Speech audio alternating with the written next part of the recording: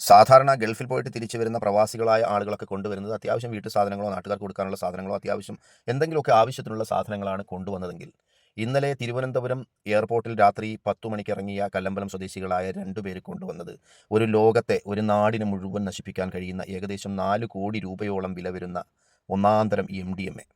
2 ചെറുപ്പക്കാർ, നല്ല ചെറുപ്പക്കാർ, 32 വയസ്സ് പ്രായമുള്ള നല്ല ചെറുപ്പക്കാർ, നല്ല ആരോഗ്യമുള്ള ചെറുപ്പക്കാർ. ഈ ചെറുപ്പക്കാരോട് ഞങ്ങൾക്ക് ഒന്ന് മാത്രമാണ് ചോദിക്കാനുള്ളത്. കാരണം ഇങ്ങനെ സമ്പാദിക്കുന്നത് കൊണ്ട് എന്തെങ്കിലും ഒരു നേട്ടം നിങ്ങൾക്കുണ്ടായാൽ ആ നേട്ടം കൊണ്ട് നിങ്ങളുടെ കുടുംബം രക്ഷപ്പെടുമെന്ന് നിങ്ങൾക്ക് തോന്നുന്നുണ്ടോ? ഉണ്ടെങ്കിൽ നിങ്ങൾക്ക് തെറ്റി.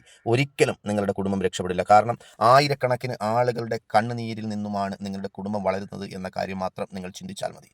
ഈ കോടിക്കണക്കിന് രൂപയുടെ സാധനം ഇവിടെ കൊണ്ടുവന്ന് വിൽപ്പന നടത്തി പാവപ്പെട്ട ചെറുപ്പക്കാരായ ഭാവി തലമുറയെ നശിപ്പിക്കുന്ന ഇത്തരത്തിലുള്ള പ്രവർത്തനങ്ങളെ ഏർപ്പെട്ടിരിക്കുന്ന നിങ്ങൾക്ക് ഈ ലോകവും ഈ നാടും ഇവിടുത്തെ നിയമ സംവിധാനങ്ങളും മാപ്പ് തരില്ല.